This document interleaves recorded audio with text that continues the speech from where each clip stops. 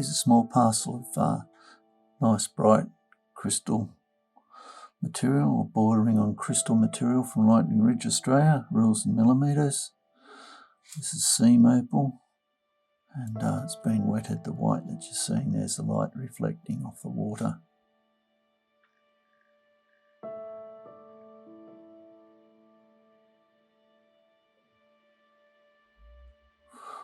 I've just zoomed in a little tiny bit.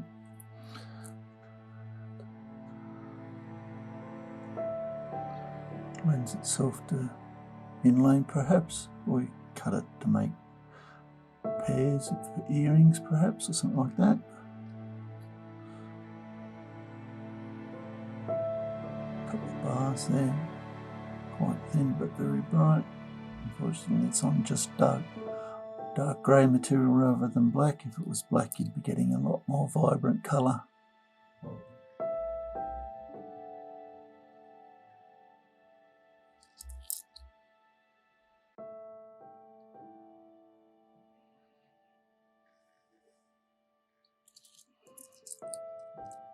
Looks like most of this is colour right through.